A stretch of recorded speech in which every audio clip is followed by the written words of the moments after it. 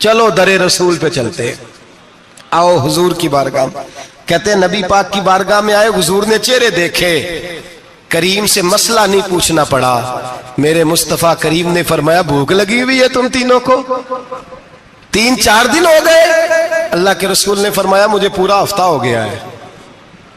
سبب کچھ اور ہے جس کو تو خود سمجھتا ہے۔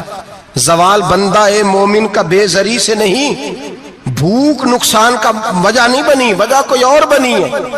رشوتیں جو بازار گرم ہوئے ہیں لوٹ مار کے، یہ روٹی کے لیے نہیں، یہ زیادہ کھانے کے لیے، یہ بینک بیلنس کے لیے گرم ہے۔ یہ لوٹ مار کا مقصد کوٹھیاں بنانا ہے، روٹی کا تو رب کریم کا وعدہ ہے۔ جو روز روتا ہے شام کو کہ میرا کاروبار کوئی نہیں، اصل میں کہتا ہے بنگلہ کوئی نہیں، اصل میں کہتا ہے کار کوئی نہیں، پجارو کوئی نہیں، روٹی تو اللہ عطا فرماتا ہے، اس کا وعدہ ہے۔ فرمایا حضور نے 3 دن بیت گئے، چلو۔ میرا بے تکلف صحابی ہے ابو الحسن انصاری، وہ بڑے نصیب والے ہوتے ہیں جن کو میرے نبی پاک خود کہتے تھے کہ تیری فلانی ذمہ داری ہے۔ اس زمانے کا تو کسی کو کہہ دیا جائے یہ تیری ذمہ داری ہے تو کہتا ہے یہ تو پھٹیکے ڈالنے لگ گیا ہے، یہاں سے تو چھٹی کر جانی چاہیے۔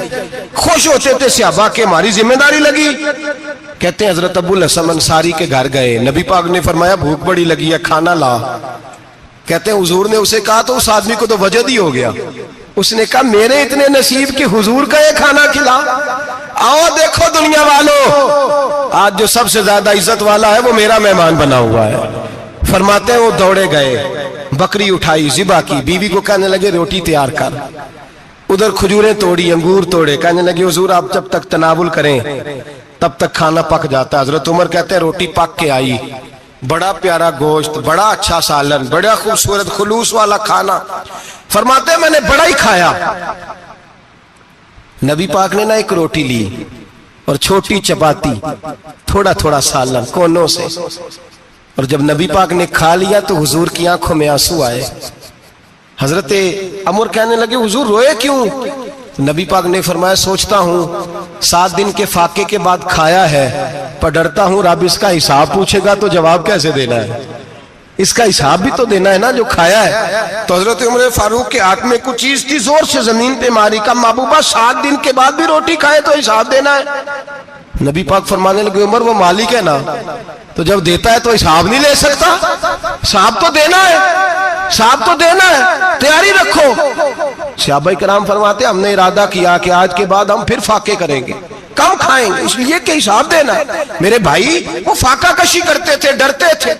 یہاں تو لوگ کھا کے بیمار ہیں، کھاتے جا رہے ہیں، سوتے جا رہے ہیں، کھاتے جا رہے ہیں، سوتے جا رہے ہیں۔ یہ بھی وقت آئے گا رمضان شریف کا، سویرے درس پہ آؤ کہتے نیند بڑی آتی ہے، سویرے 2 سپارے پڑھ کے سویا کرو کہتے صاحب نیند بڑی آتی ہے، فجر کے بعد ہی تو وقت ہوتا ہے اللہ اللہ کرنے کا، سحری کا، کھاتے جا رہے ہیں، سوتے۔ لوگ جماعت سے نماز نہیں پڑھتے سو جاتے، جماعت کا ثواب چھوڑ کے سو جائیں گے۔ بھائی رمضان مبارک میں فاقہ کشی کی ٹریننگ ہوتی ہے، فاقہ کشی کی تربیت لے، رمضان میں روکے اپنے آپ کو، تربیت ہوگی۔ اور ہمارے صوفیاء فرماتے ہیں جو زیادہ کھاتا ہے اس کا نفس اس کو زیادہ پہ مائل کرتا ہے، خواہشات نفس پیدا ہوتی ہیں۔ میرے نبی پاک علیہ السلام نے جوانوں کو حکم دیا ہے یا معاشر الشباب، او جوانوں، یا رسول اللہ کیا حکم ہے؟ فرمایا یا نکاح کر لو اگر طاقت ہے، نہیں طاقت تو روزے رکھو۔ حضور روزے سے کیا ہوگا؟ فرمایا تمہارا نفس کچلا جائے گا، شیطان وسوسہ اندوزی نہیں کرے گا۔ آج نوجوان بڑھ بڑھ کے کھاتا ہے، بہت زیادہ کھاتا ہے، کبھی اس ہوٹل سے کھاتا ہے، کبھی اس ہوٹل سے کھاتا ہے۔ اتنا زیادہ کھائیں گے تو نفسانی قوتیں اچھل کر کے آئیں گی، مشکل ہو جائے گا۔ شادیاں دیر سے ہوتی ہیں، ماں باپ آنکھیں بند کر کے بیٹھے ہوئے ہیں۔ اگر ماں باپ کی ذمہ داری ہو اور ماں باپ نکاح نہ کرے تو نبی پاک نے فرمایا بچے گناہ کریں گے تو جتنا گناہ بچے کو اتنا باپ کو بھی ہوگا۔ تو ماں باپ چپ ہیں، دوسرا شادی مشکل بڑی ہے، مہنگی بڑی، اور تیسرا نہیں کر رہے کچھ لوگ تو روزے بھی نہیں رکھ رہے۔ تو رمضان ان کے لیے بھی وقت ہے، نفسانی قوتیں کچلی جائیں گی، کھانا جتنا کم کھایا جائے گا اتنا وجود کے اندر نفسانی خواہشات کم پیدا ہوں گی۔ تو رمضان تو پریکٹس ہے مجاہدے کی، دین کی۔ اور دوسرا میرے حبیب پاک صلی اللہ علیہ وسلم نے فرمایا ہے، حضور فرماتے ہیں کہ رمضان اور قرآن کا آپس میں رشتہ ہے۔ قرآن پاک کتنا پڑھنا چاہیے روزانہ؟ زیادہ سے اللہ جزا دے، امید ہے آپ زیادہ سے زیادہ ہی پڑھتے ہوں گے۔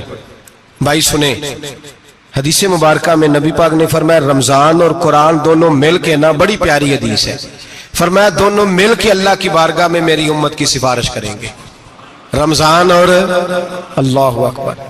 کس طرح؟ نبی پاک فرماتے ہیں رمضان کہے گا اے اللہ دن کے وقت میں نے اسے تیری رضا کے لیے کھانے پینے سے باز رکھا، اور قرآن کہے گا یا اللہ رات کو تیری رضا کے لیے کھڑا ہو کے یہ قرآن سنتا تھا۔ رمضان اور قرآن دونوں سفارش کریں گے۔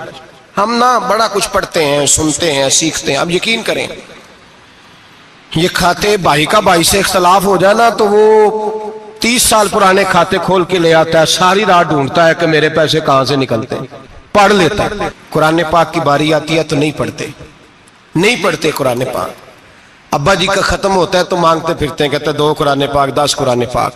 یہ باتیں بتانی نہیں چاہیے، کرنی نہیں چاہیے، لیکن چونکہ تربیت کے لیے بیٹھا ہوں تو کر دیتا ہوں۔ میرے شاگردوں سے پوچھیں، یہاں مدرسہ ہے الحمدللہ، درجنوں طلباء ہیں، اساتذہ ہیں، میرے پیر بھائی ہیں، اور میرا یہ دعویٰ ہے کہ شاید کوئی کسی سے اتنا پیار کرتا ہو جتنے میرے شاگرد اور مرید مجھ سے کرتے ہیں، لیکن میں نے کبھی کسی سے نہیں کہا کہ ذرا سورۃ فاتحہ پڑھ کے دینا، میں نے اپنے ابا جی کو ثواب دینا ہے۔